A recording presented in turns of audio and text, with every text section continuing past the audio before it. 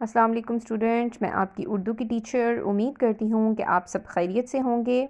आज मैं आपको उर्दू के पहले टॉपिक का आगाज़ करवा रही हूँ। जी, तो आपका सबसे पहला टॉपिक पहली समाही पहले स्टेप का नज़्म है हम्द। इसकी रीडिंग आप लोग कर लीजिएगा। हम स्टार्ट करते हैं क्वेश्चन आंसर से। ये क्वेश्चन आंसर आप अपनी कॉपी पे भी नीट करेंगे। सबसे पहला सवाल है, कौन से अमल के होने पे लोग वहम करते हैं? इसका जवाब है, जब अंधेरी रात में आसमान से कोई तारा टूटता है तो ना समझ लोग वहम में पड़ जाते हैं कि कोई मुसीबत आएगी। अगला सवाल है, किन हालात में शायर का जिगर कवि रहता है? इसका जवाब है, अगर शायर सफ़र करते हुए किसी वीराने से गुजरे तो वो अपने घर से दूर हो या समुद्र में सफ़र कर रहा हो तो ऐसे हालात में इसका जिगर कवि रहता है।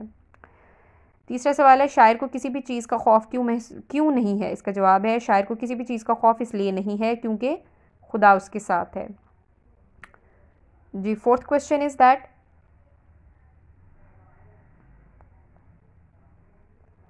खौफजदा करने वाले मुकामात कौन से हैं? इसका जवाब है, खौफजदा करने वाले मुकामात में बियाबान, समुंदर, खंडरात, मरघट, कब्रिस्तान शामिल हैं।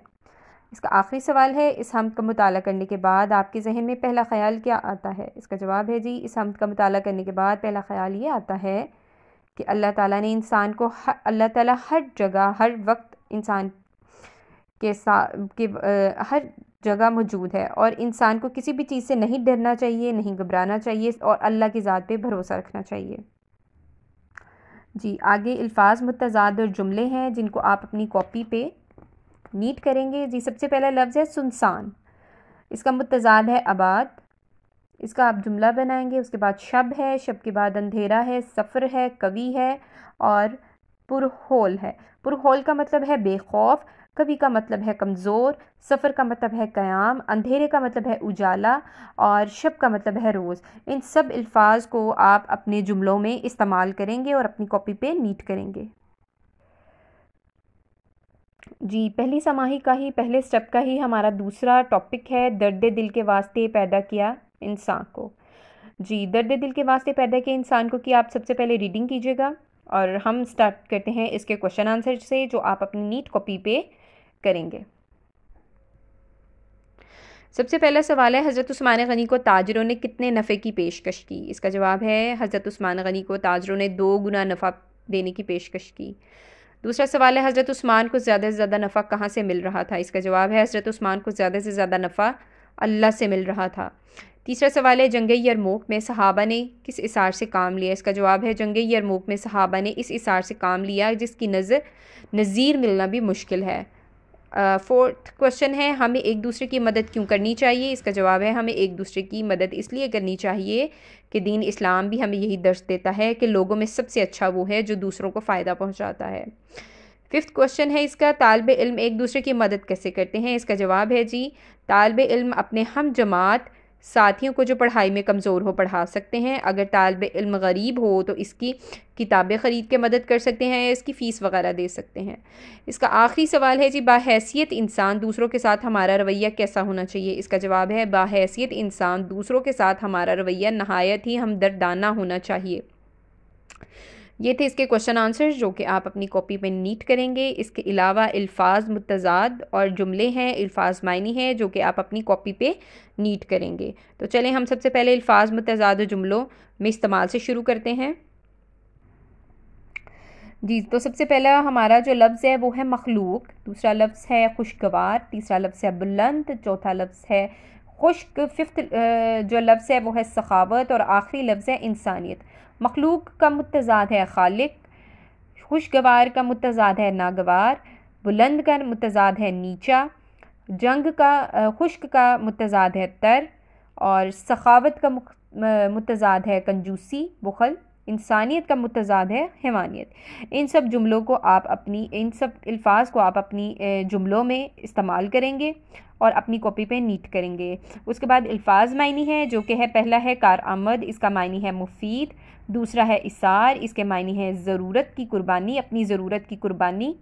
थर्ड है आपका अपाहिज, जिसका मायनी है माजूर। और फोर्थ है खातिर ख्वाह, खातिर ख्वाह के मायनी है तौफीक के मुताबिक। पांचवा है इसका सखावत, सखावत के मायनी है फ़याज़ी। और छठा है इसका नज़ीर, नज़ीर के मायनी है मिसाल। जी, तो ये हमारा उर्दू अलिफ़ का काम मुकम्मल हुआ। ये 2 चैप्टर्स हैं जो आप अपनी कॉपी पे नीट करेंगे और इसको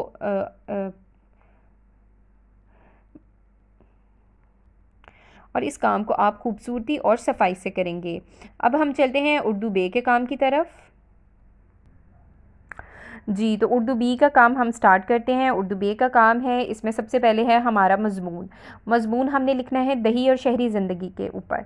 जी, जिस तरह दही और शहरी ज़िंदगी है, हम दही ज़िंदगी और शहरी ज़िंदगी दोनों का मुताला करेंगे और उसमें हम देखेंगे कि दही ज़िंदगी में इंसान कौन-कौन से फ़वाइद से फ़ायदा उठा रहा है और शहरी ज़िंदगी में इंसान कौन-कौन से फ़ायदे हासिल कर रहा है। दही दही ज़िंदगी के नुकसानात क्या हैं और शहरी ज़िंदगी के नुकसानात क्या हैं। तो जी, इसकी हम रीडिंग स्टार्ट करते हैं। दही और शहरी लोगों का माहौल और इनका तर्ज ज़िंदगी एक दूसरों से मुख्तलिफ होता है। दोनों के मसाइल भी अलग अलग होते हैं।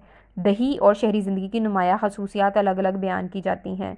जिस तरह हम अपनी ज़िंदगी यहाँ शहरों में गुजार रहे हैं, हमें ये तमाम सहूलियात मैसर हैं, लेकिन दही ज़िंदगी में दही लोग हैं उनको ये तमाम सहूलियात मैसर नहीं है।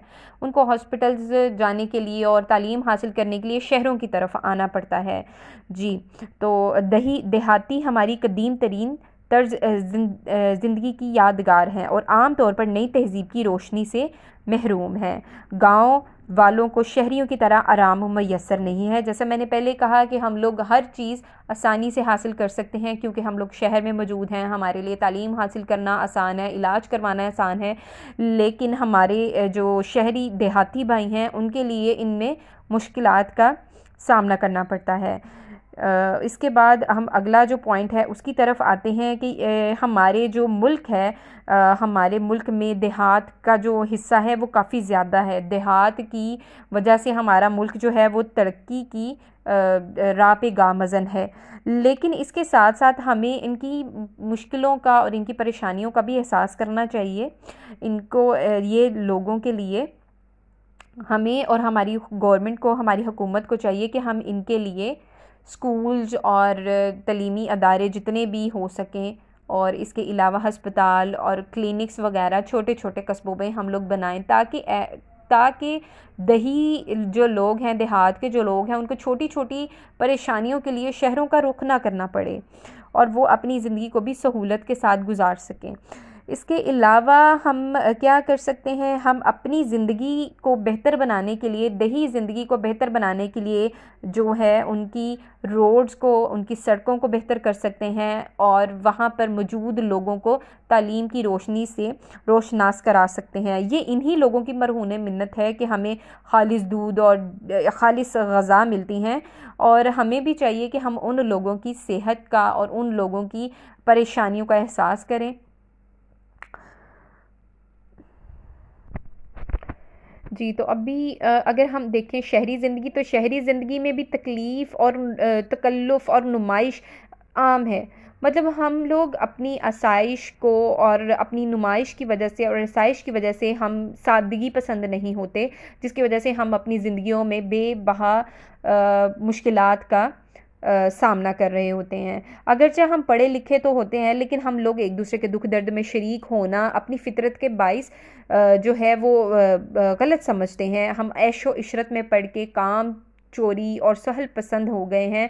अपनी ज़िंदगी को हम सादगी से बसर नहीं करते और बेशक हमारे पास तमाम सहूलियात मुयस्सर हैं, तालीमी अदारे मुयस्सर हैं, कारख़ाने मौजूद हैं, तिजारती का बाज़ार हमारे पास मौजूद है, लेकिन उसके बावजूद भी हमारी सड़कें साफ़ और शफाफ नहीं हैं और ना ही यहाँ पर जो है हम हर जो है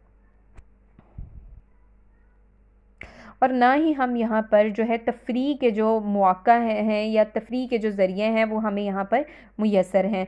बेशक हम बड़े आलीशान घरों में और आलीशान चीज़ों में की वजह से अपनी जो देहाती ज़िंदगी है और उसके तर्ज़ जो अमल है उसको हम अच्छा नहीं समझते, लेकिन हमारी भी ज़िंदगी जो है वो शहरी देहाती ज़िंदगी से की वजह से देहातों की निस्बत हमारी भी ज़िंदगी जो है वो जो है रफ्तार और परेशानियों से घिरी हुई है। लिहाजा हमें चाहिए कि हम अपनी ज़िंदगी के साथ साथ देहाती ज़िंदगी को भी फ़रोग़ दें, देहात में रहने वाले लोगों की जो है उनकी भी तरक्की का ख़याल करें, ताकि देहाती और शहरी ज़िंदगी दोनों के लोग मिलकर काम कर सकें।